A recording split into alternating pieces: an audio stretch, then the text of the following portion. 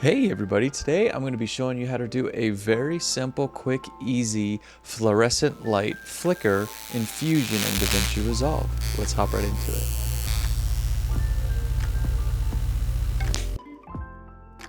So we got a new project here. All I have here is some sounds of a fluorescent light starting up. Then you have that buzz. And then I got a second one starting up. We got the sound here. We're going to get a new Fusion composition. We're going to stretch it. I'm going to start at the beginning, go to the Fusion tab. We're going to get a background node. Going to connect that. We're going to make one big viewer. We're going to, in the background, turn the alpha all the way down. We're going to start with a rectangle mask. We're going to merge that over a background and merge that background over the other background. In the rectangle tab, we're going to go to solid and click that off. We're going to turn up the border width just a little bit. We're going to come down here to corner radius, round that out a little bit, and now we have a black rectangle. We're going to change this color to whatever you want, whatever neon color you want. Say if we want pink, right? We're going to go to pink and we're going to turn it down until it's a dull, dark pink. Hit OK. And then what we're going to do, we're going to highlight these three. We're going to Control C to copy. We're going to double click off and then Control V to paste.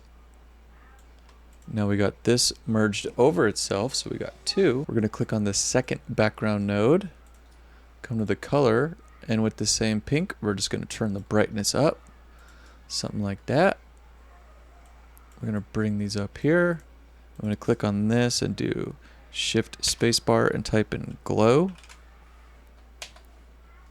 And we got a glow, and you could change your glow size and how much it glows until you get your preferred look. We're going to copy all these again, highlight Control C, double click off Control V. I hold down Shift and put the mouse over it, and then it'll allow you to connect it. We're going to delete this glow, click on this background, shift spacebar and type in soft. Now we got a soft glow.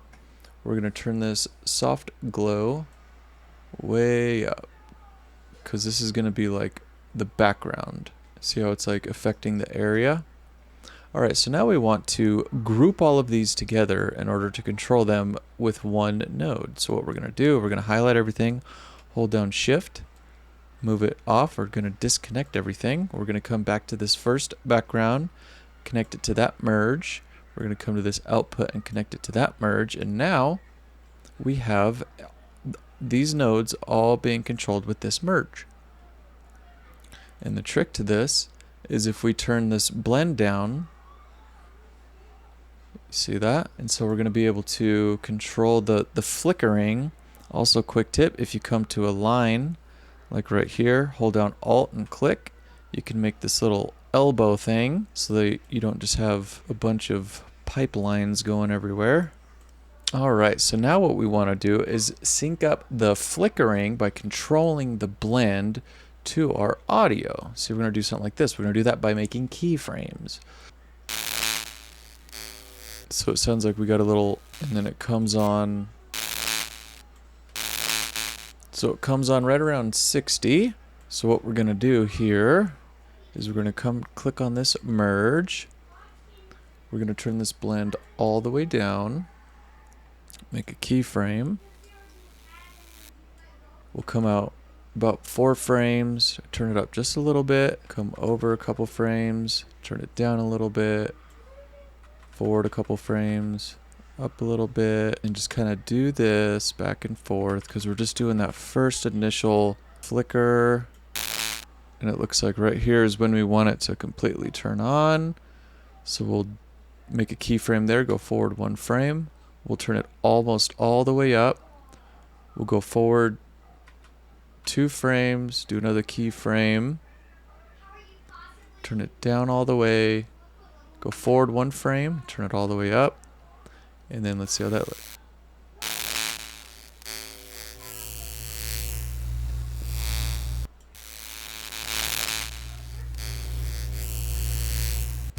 And the little cherry on top of this is if we do what we call a shift spacebar flicker addition.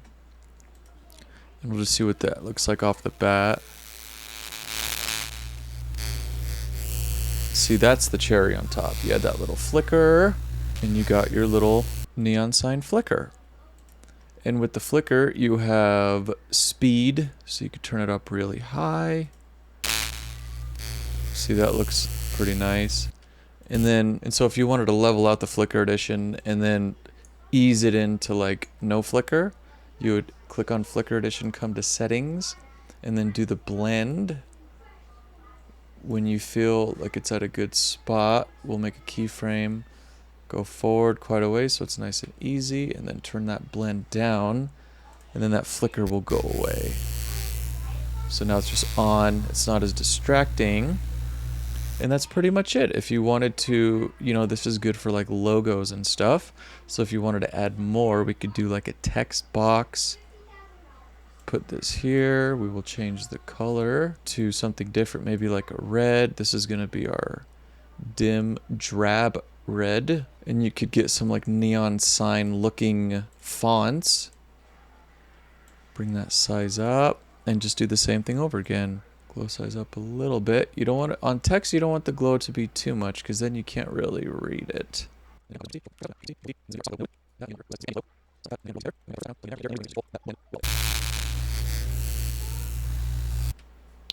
And then what we could do is duplicate this, bring it down, and then when this light turns on, we'll have our second hum.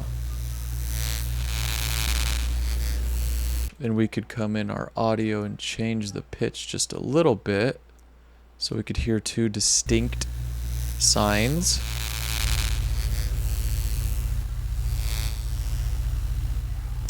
And then again, we will add our flicker addition to our letters like this. Yep, just like that. All right, so now another cool thing that we could do with this, we're going to come to the end of our clip. Make sure you're at the very end. We're going to hit O on the keyboard, come to the beginning, hit I. We're going to come to render. We're going to come to QuickTime. And under codec, we're going to come to GoPro Cineform. We're going to change this type to 16-bit. And when you do that, you're able to export alpha.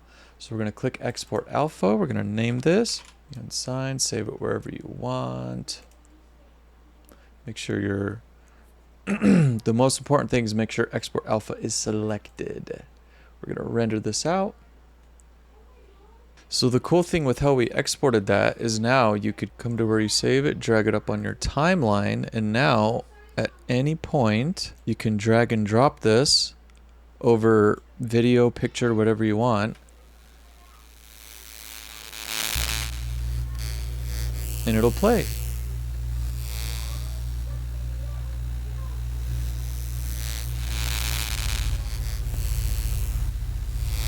Just like that. And you got your neon sign and it turns off. And even if you wanted to do it in like a corner somewhere, super low key, like a little watermark type deal.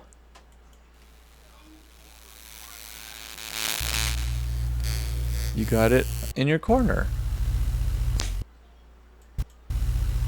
It looks like there's a little black box. That's super easy to take care of.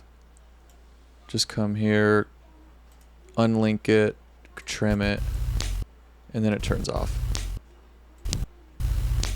And that's how you can make your own personalized neon sign in DaVinci Resolve. If you enjoyed, please leave a like, subscribe, and until next time, see ya.